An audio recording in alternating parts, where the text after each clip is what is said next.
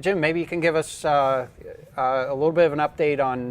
Last week we talked a little bit about bad passwords, and we had talked about taking a look at getting an update on what's on the Honeypot. So, tell us, what did you find?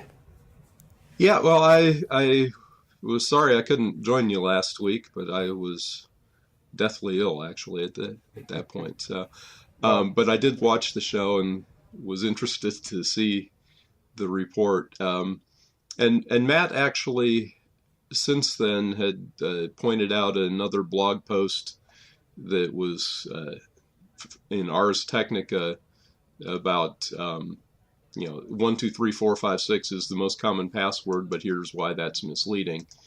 And they actually make a couple of really good points in there, that although 123456 is the most popular password, it's actually a much smaller percentage of all the passwords than was the case a couple of years ago.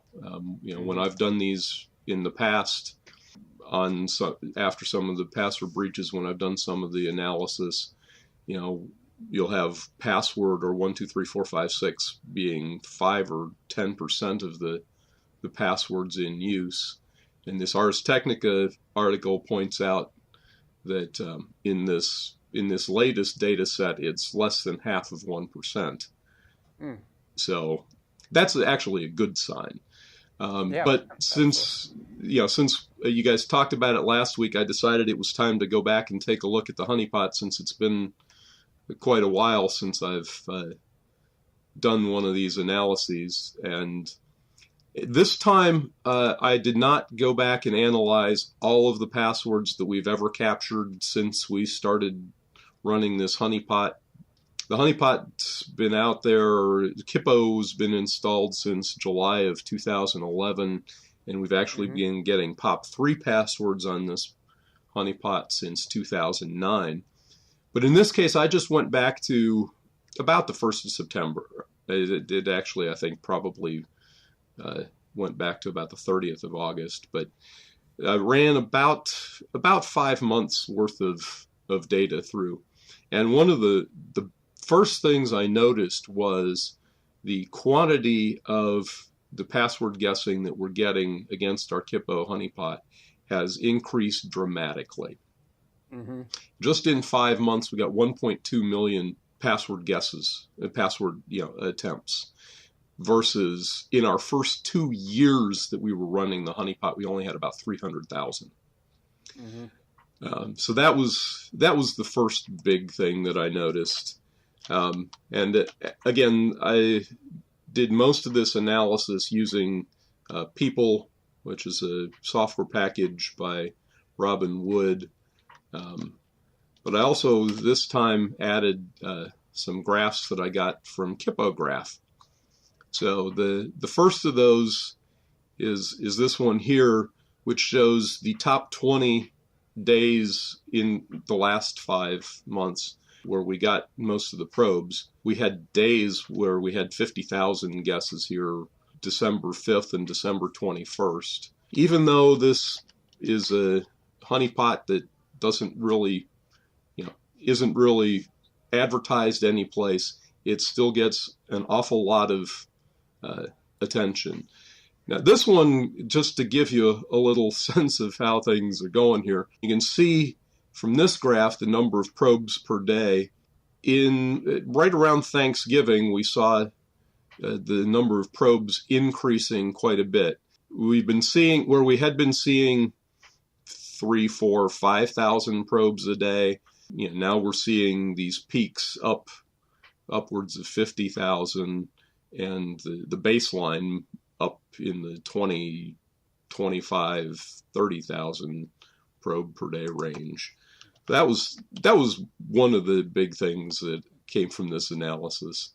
Again, the top 10 passwords that were attempted, nothing particularly new here. 123456, admin, password. As that Ars Technica article suggested, 123456, which is the default Kippo password, if you type that in, you will get in and you can get on the Honeypot and try to play around. It's the most popular password, but it was less than 0.5% of all the attempts in the last 5 months. So Jim, can you, I guess one of the things I'm kind of wondering here, are there particular ports and protocols that Kippo is kind of watching for, or is it willing to accept on any port?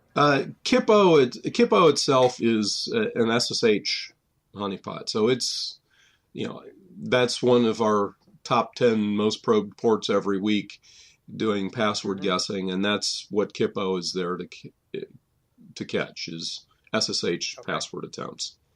So it's not looking at Telnet, and you'd mentioned POP3 earlier. That's a separate activity? Right. This particular honeypot, we've been capturing POP3, and we don't actually capture Telnet passwords real well at the moment. We see the Telnet attempts, but we've been capturing the POP3 passwords and the SSH password guessing for several years now. And so most of the, actually all of the password guesses that I'm going over in this particular analysis were SSH password attempts. Okay. And since it's SSH, it's not real surprise that root is the username that is attempted most often. The one that kind of surprised me was this PLCM SPLP. I have no idea what that user is, but it made the top 10, but it was only 174 attempts, again, out of 1.2 million. This one was kind of interesting to me. I was kind of expecting most of the password guessing attempts to be one of these libraries, and it turns out that it's actually PuTTY that is, at least, is identified as the client that is being used in the vast majority of the attempts. Yeah, there are several versions of PuTTY, as you can see in here. Release 0.63, and this one that looks like a custom version there that's May 14th, 2009. But yeah, so most of the password guessing attempts seem to actually be using PuTTY. It doesn't seem to be as automated as I thought it was going to be. Curious, yeah. So to interject briefly, I did take a look at PLCM SPLP here, and turns out that's related to Polycom SIP phones. And that's a default password and username for that case. So apparently somebody else knows that. Apparently. Now, one of the things that Kippo as a honeypot does is, if you log in, if you guess the right password, which by default is 1234556, you can add other passwords that'll let the user in. Then the bad guy they're presented with a Debian-ish looking Unix that they can, or Linux that they can then get in and play with. And so one of the things that Kippo can keep track of is, what are they trying to do? And so this shows a graph of the number of times that it appears that a human is doing something, whether they're trying to download another tool. One of the first things they usually do is try to shut off IP tables. So I thought this was interesting, even though we've seen this huge increase in the number of guessing attempts since about the end of November. The actual, once they're in, the actual volume of things that they do has not, it has spiked a couple of times, but we haven't seen the volume increase in the human activity that we've seen in the password guessing itself. Well, and this Kippo is a kind of a well-known tool. So if you are actually capturing somebody in here, it's likely it's not a particularly sophisticated attacker. Is that a correct? Yeah, that's probably true. I've done a couple of things to try to hide the fact that it's Kippo here, and there is actually another version that I was thinking of updating to sometime in the near future that tries harder to hide the fact that it's Kippo to try to catch more folks who, once they log in, if they see that it's Kippo, they immediately log back out. Yeah, I thought it was interesting that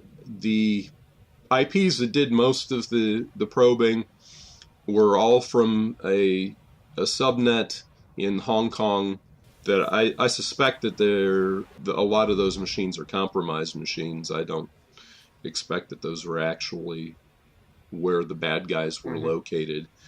Right. But I thought it interesting that 9 of the top 10 were all in the same subnet in Hong Kong. Wow. Yeah, that is a little bit, I guess, unexpected from my point of view anyway. Yeah. And then one of the other things that I've looked at in the past was the length of the passwords that they were guessing. And again, these lengths and the order here is virtually unchanged from the last 4 times I did this analysis. The most common length of password guessed was 8, and that was 20.5% of the passwords guessed were 8 characters in length. 18% of them were 6 characters in length.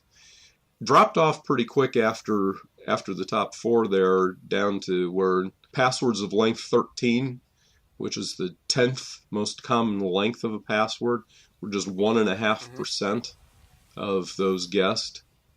And those over 55 characters in length were 0.004%. The longest passwords guessed in the last 5 months, this says 100. That's actually probably an artifact of that's the limit of the size of the password field in the database where I store all of this. So they're actually probably run a little longer than that. But the 100-character ones, they looked like they were just passing the Linux hashes as the password itself. So the newer password hashes in Linux, if you look at Etsy Shadow, they're $6 and then some sort of a SHA-1 or SHA-2 or something, and then some additional stuff at the end. And it looks like these long passwords they just took the contents of this Etsy Shadow and shoved the hash in there as if it were the password. So that's not going to work most of the time. The longest real password guess that I saw was probably about 80 characters. I didn't actually count that up, but yeah, tossing those hashes at it, that to me, that's kind of a head scratcher. You can kind of wonder if it's deliberate and they know some sort of a programming bug where something accepts that, or if it's a case where they were had a programming bug. That's what it looks like to me. Is they unless they've found some version of Linux where you can do some sort of a pass the hash kind of a thing, like you can do, with Windows in certain circumstances. I really don't understand what those hashes were doing in there, but I don't know. But we've actually seen those for some time in the data. So somebody's been using that as their attempt to guess for some time. I don't know what exactly they were hoping to accomplish. But. All right. Well, great. Thank you, Jim. It's always an entertaining, perspective to see the types of passwords that are being guessed and the activities taking place there.